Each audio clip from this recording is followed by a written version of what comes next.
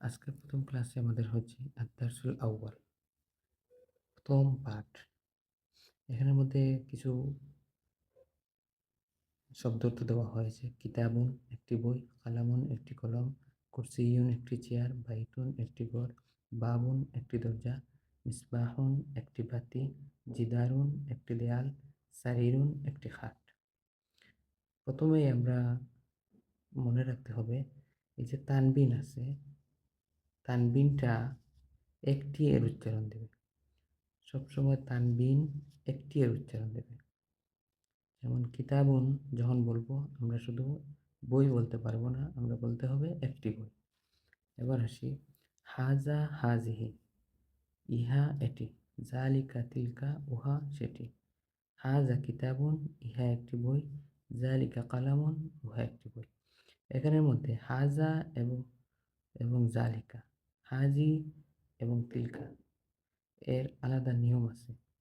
অর্থাৎ হাজা হাজিহি এই দুটি ব্যবহৃত হবে নিকটবর্তী কোনো জিনিসকে ইশারা করার জন্য।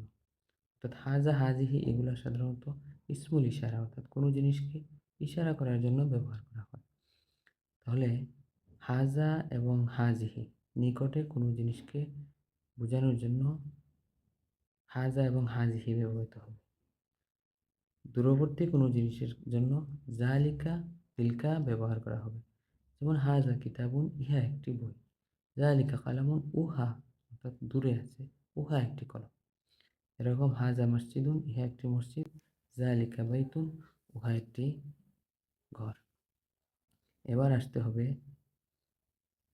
হাজিহি এবং তিলকা, হাজা এবং জালিকা এই দুইটি আলাদা আলাদা নিয়ম। যে বলছিলাম, হাজা ব্যবহৃত হবে মুজাক্কারের ক্ষেত্রে, হাজা এবং জালিকা মুজাক্কার এবং মুয়ান্নাস এই দুইটার ক্ষেত্রে। এখন হচ্ছে মুজাক্কার কোনটা এবং মুয়ান্নাস কোনটা এটা বুঝতে হলে আমাদেরকে এখানে যেতে হবে। এখানের মধ্যে এই যে মাদ্রাসাতুন, মিসতারাতুন, কুররাসাতুন, হুজরাতুন, গুরফাতুন, নাফিজাতুন, তাওবিলাতুন, হাকিবাতুন, সাব্বুরাতুন, এখানের মধ্যে এই যে গুলতা শব্দের শেষে যে গুলতা আছে, এই গুলতাটা হচ্ছে মুয়ান্নাসের আলামত। এরকম আরবির ক্ষেত্রে যখন শব্দের শেষে গুলতা আসবে তখন সেটাকে আমরা মহিলাবাচক শব্দ হিসাবে ধরে নেব। খেয়াল রাখতে হবে, মহিলাবাচক শব্দ হচ্ছে শব্দের শেষে গুলতা থাকবে, আর পুরুষবাচক শব্দের শেষে গুলতা থাকবে না। তাহলে এবার দেখি, মাদ্রাসাতুন ইহা নিকটে আছে, তাহলে আমাদেরকে বলতে হবে হাজিহি মাদ্রাসাতুন। সাব্বুরাতুন ব্ল্যাকবোর্ড এটা দূরে আছে, আমরা বলতে হবে তিলকা সাব্বুরাতুন, এখানে জালিকা বলা যাবে না।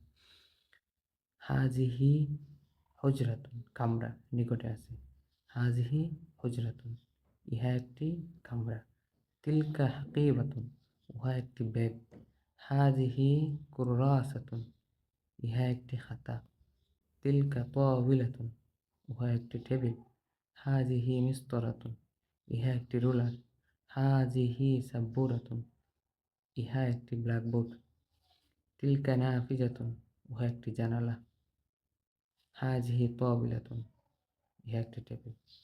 মনে রাখতে হবে এই যে শব্দার্থগুলো আছে এগুলাকে আমাদেরকে খুব বেশি ভালোভাবে মুখস্থ করতে হবে।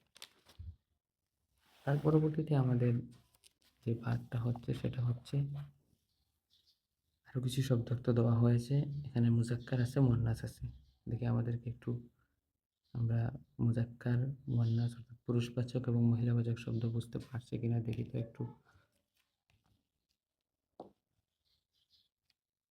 এখানের মধ্যে উফলুন এটা মুজাক্কার না মুয়ান্নাস বলুন তো একটু। হ্যাঁ, এটা মুজাক্কার অর্থাৎ পুরুষবাচক শব্দ। মিফতাহুন একটি চাবি, এটা মুজাক্কার পুরুষবাচক শব্দ। সুন্দুকুন মুজাক্কার অর্থাৎ পুরুষবাচক শব্দ। সাআতুন এটা বলুন তো, এটা গুলতা আছে, এটা হবে মুয়ান্নাস মহিলাবাচক শব্দ। তারপরে নাজওয়ারাতুন একটি চশমা, মুয়ান্নাস মহিলাবাচক শব্দ। দাররাজাতুন একটি সাইকেল, মহিলাবাচক শব্দ। সিয়ারাতুন একটি কার, মহিলাবাচক শব্দ। মিজল্লাতুন একটি ছাতা মহিলাবাচক শব্দ। তাহলে আমরা এটা বুঝলাম। এবার হচ্ছে দেখুন, মা হাজা মা হাজিহি, ইহা কি এটি কি, মা জালিকা মা তিলকা উহা কি সেটি কি। অর্থাৎ যখন কোনো প্রশ্ন করা হবে কি, এই যে দীর্ঘ ইকার দিয়ে কি প্রশ্ন করা হবে, তখন মা লাগাতে হবে, মা যুক্ত করতে হবে। মিম আলিফ জবর মা। মা অর্থ হচ্ছে কি প্রশ্ন করা হয়। যখন মা শব্দ দিয়ে কোনো বাক্য আরবি কোনো জুমলা তৈরি হবে, তখন প্রশ্নবোধক জুমলা তৈরি হবে। যেমন মা হাজা মা হাজিহি, ইহা কি এটি কি। আগের নিয়ম ঠিক থাকবে, অর্থাৎ হাজা হাজিহি আগে যেভাবে আমরা পড়েছিলাম এভাবে ঠিক নিয়মটা ঠিক থাকবে। মুজাক্কারের সময়ে হাজা জালিকা, মুয়ান্নাসের ক্ষেত্রে হাজিহি তিলকা থাকবে। দূরবর্তী দূরবর্তী সময় জালিকা তিলকা, নিকটবর্তী হাজিহি হাজা, এটা ঠিক থাকবে।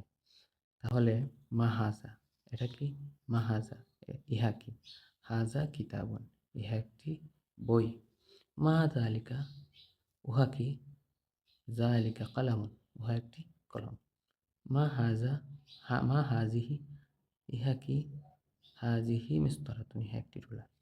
এভাবে আমাদের পরবর্তী